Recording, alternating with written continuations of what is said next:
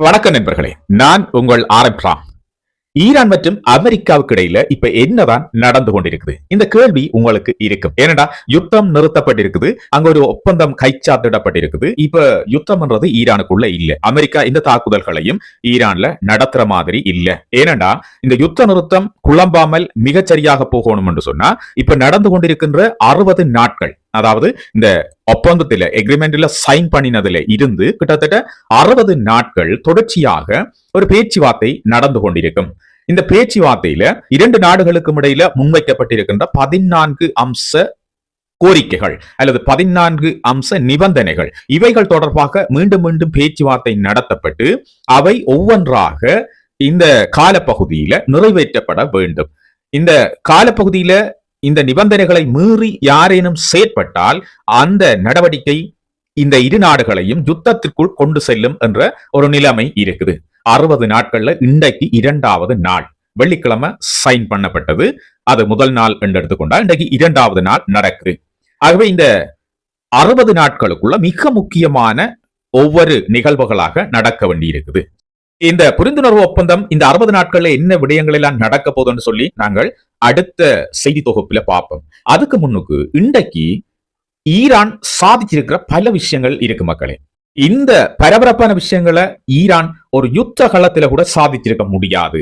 யுத்த களத்தில கூட இந்த பெரிய வெற்றியை ஈரான் பெற்றிருக்க முடியாது. ஆனால் இன்னைக்கு இந்த ஒப்பந்தத்தில எக்ரிமெண்ட்ல சைன் பண்ணியதன் ஊடாக ஈரான் மிகப்பெரிய விஷயங்கள் எல்லாம் சாதித்து கொண்டிருக்குது.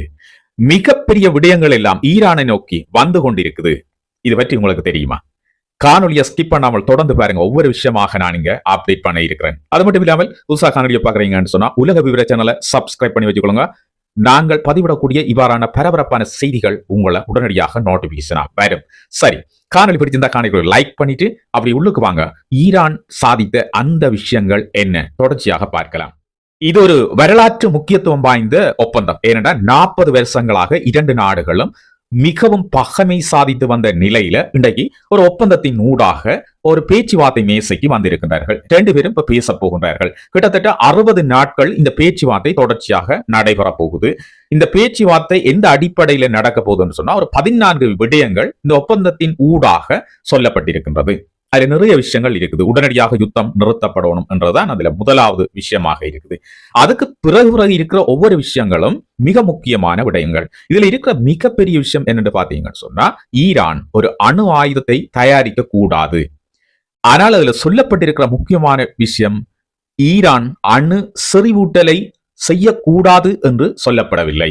யுரேனியத்தை செறிவூட்டுகின்ற அளவு கொடுக்கப்பட்டிருக்கின்றது. இந்த அளவுக்குள்ள நீங்க யுரேனியத்தை செறிவூட்டலாம்.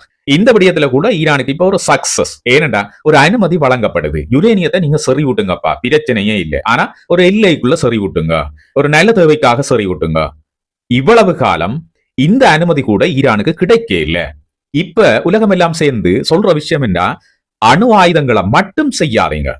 நீங்கள் உங்களுக்கு தேவையான, உங்களோட நாட்டுக்கு தேவையான, அபிவிருத்திக்கு தேவையான, மின்சார உற்பத்திக்கு தேவையான வகையில நீங்க யுரேனியத்தை செறிவூட்டுங்க. அந்த எல்லை பகுதி அந்த லெவலுக்குள்ள நின்று செறிவூட்டி நீங்க பயன்படுத்துங்க மாதிரி இப்ப உலகத்தில் அவைகளுக்கு ஒரு அனுமதி கிடைக்குது இந்த ஒப்பந்தத்தின் ஊடாக. சரி, இது ஒரு பக்கம் இருக்கட்டும். நாங்கள் இப்ப பேச வந்த விஷயம் இன்னும் ஒன்று மிக முக்கியமான விஷயம். ஒரு பெரிய யுத்தத்துல கூட ஈரானால இந்த விஷயத்தை சாதிச்சிருக்க முடியாது. அமெரிக்காவோட மிகப்பெரிய சண்டையை பிடிச்சு கூட இந்த விஷயத்தை சாதிச்சிருக்க இயலாது. ஆனால் அமெரிக்கா கொண்டு வந்த இந்த எக்ரிமெண்ட்ல சைன் பண்ணியதன் ஊடாக ஈரான் இந்த விஷயத்தை சிம்பிளா சாதிச்சிருது. இப்ப உலகம் இதைத்தான் பேசிக் கொண்டிருக்குது. ஈரான் ஒரு சாணக்கியத்தோடு செய்த வேலையின் காரணமாக இங்க மிகப்பெரிய ஒரு பிரச்சனை வந்துச்சு. என்ன பிரச்சனை? இந்த சண்டை தொடங்கிக்குள்ள உங்களுக்கு நினைவிருக்கும், பிப்ரவரி மாதம் 28ஆம் தேதி இந்த சண்டை ஆரம்பிக்கக்குள்ள அமெரிக்காவோட இன்னும் ஒரு கை இருந்தது. அதை விட அமெரிக்காவுக்கு ஈக்குவலா ஒரு கை இருந்தது என்று சொல்லலாம். அதுதான் இஸ்ரேல். இந்த ஒப்பந்தத்தின் ஊடாக இஸ்ரேலுக்கும் அமெரிக்காவிற்கும் மிகப்பெரிய காரசாரமான விவாதங்கள் இடம்பெற்றுக் கொண்டிருக்குது. இந்த விஷயம் எவ்வளவு தூரம் போயிருக்குன்னு சொன்னா அமெரிக்காவினுடைய துணை அதிபர் ஜேடி வான்ஸ் இருக்கிறார். அவர் ஒரு காரசாரமான பேட்டியை கொடுத்திருக்கிறார். காரசாரமா கதைச்சிருக்கிறார். என்ன கதைச்சிருக்கிறார்னு சொன்னா, இஸ்ரேல் நாங்கள் இந்த ஒப்பந்தத்துக்கு போனதை விமர்சிக்க முடியாது.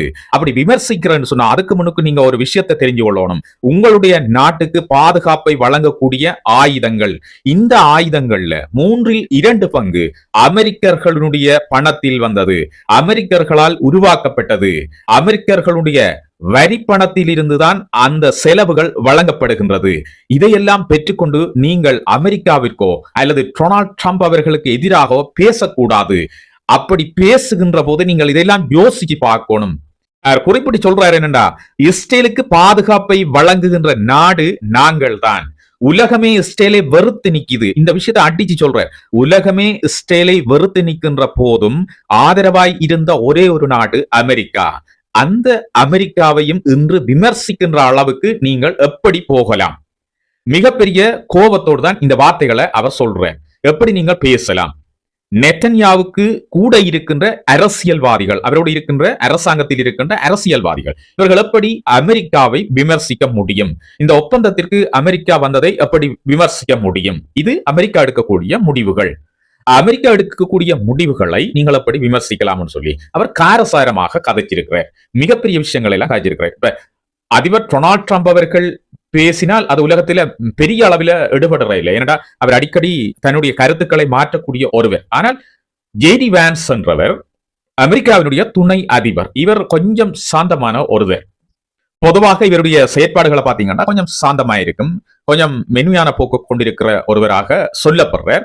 அதே நேரம் அமெரிக்காவில இவருக்கு கொஞ்சம் ஆதரவு கூடுதலாக இருக்குது. இந்த காலத்துல இவரை கொஞ்சம் முன்னிறுத்தி கொண்டு வருகின்றார்கள். ஆகவே இவருடைய கருத்துக்கள் மிக பாரதூரமாக பார்க்கப்படும். ஜேடி வான்ஸ் குறிப்பிட்ட இந்த கருத்துக்கள்ல இருந்து மிக முக்கியமான விடயங்கள் எல்லாம் வெளியில வருது. என்ன விஷயம்னு சொன்னால், அமெரிக்கா ஈரானோடு மேற்கொள்கின்ற இந்த யுத்த நிறுத்த ஒப்பந்தம் அல்லது இந்த புரிந்துணர்வு ஒப்பந்தம் என்றது இஸ்ரேலுக்கு பிடிக்கவே இல்லை. இஸ்ரேல் இதை ஏற்றுக்கொள்ள இல்லை. அதோட இஸ்ரேல் சொல்லி இருக்கிற இன்னொரு விஷயம், நாங்கள் இந்த யுத்த நிறுத்த ஒப்பந்தத்தில கட்டுப்பட மாட்டோம், நாங்கள் ஈரானை தாக்குவோம், எங்களுடைய விமானங்கள் ஈரானை தாக்குவதற்கு அப்போ ரெடியா தான் இருக்கு என்ற மாதிரி எல்லாம் பேசி. அது மட்டும் இல்லாமல் இன்றைய தினம் பாத்தீங்கன்னு சொன்னா லெபனான் மீது தாக்குதல்களை நடத்தி இருக்கிறாங்க. மிக பயங்கரமான தாக்குதல்களை நிகழ்த்தி அங்க கிட்டத்தட்ட 16க்கும் மேற்பட்ட மக்கள் கொல்லப்பட்டிருக்கின்றார்கள் என்ற செய்தி வெளியில வந்திருக்குது. வெளியில வந்தவுடனே என்ன நடந்தது தெரியுமா? இந்த பேச்சுவார்த்தை மேசைக்கு இன்றைக்கு ஈரானியர்கள் செல்ல இருந்த நிலையில அவர்கள் அதை பிற்போட்டு இருக்கின்றார்கள். இந்த பேச்சுவார்த்தை உடனடியாக நிறுத்தப்பட்டிருக்கு. பாருங்க, 2வது நாள் பேச்சுவார்த்தை முன்னேற்றம் அடைவதற்காக 60 நாட்கள் ஒதுக்கப்பட்டிருக்கு. இந்த 60 நாட்களுக்குள்ள பேச்சுவார்த்தைக்கான ஏற்பாடுகள், மற்றது இந்த பேச்சுவார்த்தையில பேச வேண்டிய விஷயங்கள், அதாவது ஒரு நிரந்தரமான பேச்சுவார்த்தைக்கான அல்லது நிரந்தரமான போர் நிறுத்தத்திற்கான பேச்சுவார்த்தைகள் நடைபெற வேண்டிய 60 நாட்கள்ல இன்றைக்கு 2வது நாள். இந்த நாள்ல 2 தரப்பு நேரடியாக பேச்சுவார்த்தைகள்ல ஈடுபட இருந்த தருணத்தில இஸ்ரேலினுடைய நடவடிக்கைகள் காரணமாக அது நிறுத்தப்பட்டிருக்குது. நான் பல தடவைகள் என்னுடைய செய்தி தொகுப்பில சொல்லி இருந்த ஒரு விஷயம், நிச்சயமாக இந்த போர் நிறுத்தம் அல்லது இந்த உடன்படிக்கை என்றது இஸ்ரேலினால் குழப்புவதற்கான நிறைய வாய்ப்புகள் இருக்கு என்று நான் அடித்து கூறியிருந்தேன். இது 2ஆம் நாளே நடந்தது. இதுல ஈரானியர்களுக்கு மிகப்பெரிய சாதனை இருக்குது. ஈரானியர்களுக்கு மிகப்பெரிய வெற்றி இதுல இருக்குது. எப்படி வந்ததுன்னு கேக்குறீங்களா?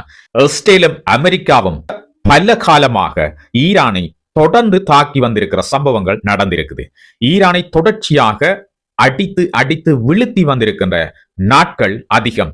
இந்த நாட்கள் எல்லாம் ஈரான் நினைத்துக் கொண்டிருந்தது, எப்படியாவது இவர்கள் இருவரும் ஒன்று சேர்வதை தடுத்தால் நாங்கள் இந்த பகுதியில நிம்மதியாக வாழலாம் சொல்லி நினைச்சிருந்த இந்த சந்தர்ப்பத்தில், ஏனடா என்ன பிரச்சனை என்றாலும் உடனடியாக அமெரிக்காவிட உதவியை கேட்கிறது இஸ்ரேல் குணம். இஸ்ரேல் அமெரிக்காவிற்கு தான் எல்லாவற்றையும் செய்கின்றேன், அமெரிக்காவிற்காகவே எல்லா விஷயங்களையும் செய்கிறேன் என்று சொல்லிக்கொண்டு அப்படியே அமெரிக்காவை ஈரானுக்கு எதிராக திருப்பி விட்டு மிகப்பெரிய தாக்குதல்களை நடத்தும் அளவிற்கு இப்ப கொண்டு வந்து விட்டது இஸ்ரேல் தான். அமெரிக்காவிலேயே இந்த பேச்சு நடைபெற்றுக் கொண்டிருக்கிறது. இஸ்ரேலுக்காகத்தான் அமெரிக்கா இந்த சண்டையை ஆரம்பித்தது என்ற வாதங்கள் தொடர்ச்சியாக மக்கள் மத்தியில இடம்பெற்றுக் கொண்டிருக்குது. இந்த கருத்துக்களை எல்லாம் சொல்லி மக்கள் தெருக்களில் இறங்கி அமெரிக்காவில் டொனால்ட் ட்ரம்ப் அவர்களுக்கு எதிராக போராட்டம் கூட நடத்துகின்றார்கள். இந்த நிலைமையில்தான் இப்ப பாத்தீங்கன்னு சொன்னா தன் கை தன்னையே குத்திய மாதிரி ஒரு விஷயம் நடந்துருது. ஈரானுக்கு மிகப்பெரிய வெற்றி. இந்த ஒப்பந்தத்துல சைன் பண்ணின ஊடாகத்தான் இது நடந்திருக்குது. அமெரிக்கா ஒப்பந்தத்துக்கு வந்து ஈரானோட கூட்டு சேர்ந்து ஏதாவது விஷயங்களை செய்ய போதா? ஈரானோட சேர்ந்துருமா? இப்ப ஒரு விஷயம் இருக்குதானே, மத்திய கிழக்கில், அதாவது குறிப்பாக வளைகுடா நாடுகள்ல ஈரான் ஒரு பலமான நாடு என்ற விஷயம் தான் வந்திருக்குது. இந்த யுத்தத்துல ஈரானை தோற்கடிக்க முடியல. அமெரிக்காவுடைய பிரசிடென்ட் டொனால்ட் ட்ரம்ப் அவர்களே சொல்லியிருக்கார், தொடர்ந்து யுத்தத்தை நடத்தி கொண்டு போனா எங்கள்கிட்ட இருக்கிற ஆயுதங்கள் எல்லாம் குறைஞ்சு போயிடும். ஆனா ஈரான் இந்த விஷயத்தை சொல்லல. ஈரான் தங்கள்கிட்ட எப்பவுமே தாக்குவதற்கான திறன் இருக்கு என்றுதான் சொல்லிக் கொண்டு வந்தார்கள். ஆனால் அமெரிக்காவினுடைய பிரசிடென்ட் டொனால்ட் ட்ரம்ப் அவர்கள் சொன்ன விஷயம் அது மிகப்பெரிய கருத்து மோதல்களை எல்லாம் ஏற்படுத்தினது. எங்களிடம் உள்ள ஆயுதங்கள் எல்லாம் தீர்ந்து போனால் என்ன செய்வது, எப்படி நாங்கள் இந்த யுத்தத்தை கொண்டு போறது என்று சொல்லலாம். அமெரிக்காவினுடைய பிரசிடென்ட் டொனால்ட் ட்ரம்ப் அவர்கள் இந்த ஐரோப்பிய ஒன்றிய செய்தியாளர்களை பார்த்து பேசும்போது இந்த விஷயத்தை சொல்லியிருந்தார். சாதாரணமாக இந்த விஷயங்களை சொல்லி இருந்தாலும் இதுதான் உண்மை என்றது ஈரானுக்கு தெரியும். ஈரானுக்கு வடிவா தெரியும் அமெரிக்காவினுடைய ஆயுதங்கள் குறைஞ்சு கொண்டு போகுது. அமெரிக்கா ஒரு இடத்துல சண்டை பிடிக்கல தானே, அமெரிக்கா உலகத்துல பல இடங்கள்ல சண்டை பிடிச்சு கொண்டிருக்கு. இந்த எல்லா இடங்களுக்கும் அமெரிக்கா வெப்பன்ஸை சப்ளை பண்ணி கொண்டிருக்கணும். குறிப்பாக நாங்க உக்ரைன் எடுத்தா உக்ரைனுக்கு ஆயுதங்கள் கொடுக்கணும். இந்தியால அரபு நாடுகள், இந்த சிரியா, இது எல்லாத்துக்குமே அமெரிக்கா தான் ஆயுதங்களை சப்ளை பண்ணி கொண்டிருக்கணும். அப்ப இதெல்லாம் நடக்கணும் என்று சொன்னால் அமெரிக்காட்ட ஆயுதங்கள் மிக பெரிய அளவில் இருக்கணும். அப்ப ஈரான்ல இந்த பெரிய தாக்குதல்களை நடத்தி மிக அதிக அளவிலான ஆயுதங்களை எல்லாம் கொண்டு கொட்டி முடிச்சால் எப்படி இந்த சண்டைகளை கொண்டு போறது உலகத்தில் எல்லா இடத்திலும்? இந்த கவலை டொனால்ட் ட்ரம்ப் அவர்களுக்கு மனசுல இருந்திருக்குது. அது அந்த பத்திரிகையாளர் மாநாட்டில வெளிப்பட்டு இதனால் மிகப்பெரிய கருத்து மோதல்களை எல்லாம் நாங்கள் கடந்த நாட்கள்ல பார்த்திருக்கோம். இப்ப நீங்க சொல்லுங்க, அமெரிக்காவுக்கும் ஈரானுக்கும் இடையில நடந்து கொண்டிருக்கிற இந்த புரிந்துணர்வு ஒப்பந்தத்தை செய்ததன் ஊடாக ஈரானுக்கு ஒரு சாதகமான நிலை ஏற்பட்டிருக்கா அல்லது இதில் பாதகமான நிலை ஏற்பட்டிருக்கா? ஈரான் இதன் ஊடாக வெற்றி பெற்றிருக்கா அல்லது தோற்று போயிருக்கா? இந்த கருத்து கூட இருக்கு. இந்த யுத்தத்துல ஈரான் தோற்று போய்விட்டதா அல்லது வென்று இருக்கிறதா? ஒரு யுத்தம் சொன்னா நிச்சயமாக வெற்றி தோல்வி என்றது இருக்கும். 2 நாடுகள் சண்டை பிடிச்சிருக்கு. அதுல ஒரு நாட்டுக்கு வெற்றி ஏற்பட்டிருக்கும், இன்னொரு நாடு தோற்று போயிருக்கும். எந்த அடிப்படையில இந்த யுத்தத்தில யார் தோற்றிருக்கின்றார்கள் அல்லது எந்த அடிப்படையில் யார் இந்த யுத்தத்தில் வென்றிருக்கின்றார்கள் போன்ற மிக முக்கியமான ரகசிய தகவல்கள் எல்லாம் அடுத்து வருகின்ற செய்தி தொகுப்புல உங்களுக்காக காத்திருங்க. அதோட முக்கியமான விஷயம், உலக விவர சேனலை சப்ஸ்கிரைப் பண்ணி எங்களோடு இணைஞ்சிருங்க. இது மாதிரியான முக்கியமான விஷயங்களை நீங்கள் அறிஞ்சு கொள்ளக்கூடிய மாதிரி இருக்கு. அது மட்டும் இல்ல, உங்களுடைய கருத்துக்களை பதிவிடுங்க. இப்ப நீங்க கமெண்ட்ஸ்ல எனக்கு இந்த விஷயங்களை சொல்லுங்க. அமெரிக்காவுக்கும் ஈரானுக்கும் இடையில நடக்கிற இந்த புரிந்துணர்வு ஒப்பந்தம் மற்றும் பேச்சுவார்த்தைகளின் ஊடாகத்தான் அமெரிக்காவுக்கும் இஸ்ரேலுக்கும் இடையில ஒரு மிகப்பெரிய பிணக்கு ஏற்பட்டு அல்லது வேறு காரணிகளால தான் இந்த பிணக்கு ஏற்பட்டிருக்கா? இதனூடாக ஈரானுக்கு மிகப்பெரிய சாதகமான நிலை ஏற்பட்டிருக்கா இல்லையா? இந்த கருத்துக்களை முன்வைங்க, எல்லோரும் அறிஞ்சு கொள்ளலாம். மீண்டும் ஒரு முக்கியமான செய்தி தொகுப்போடு நாளை தினம் உங்களை சந்திக்கிறேன். இதுவரை நேரம் நம்மோடு இணைந்திருந்த உலக வீர செய்தி தொகுப்பு பார்வையாளர்கள் அனைவருக்கும் எனது மனமார்ந்த நன்றிகள். மீண்டும் ஒரு புதிய உலக வீர செய்தி தொகுப்போடு சந்திக்கும் வரை விடைபெற்றுக் கொள்கின்றேன். வணக்கம்.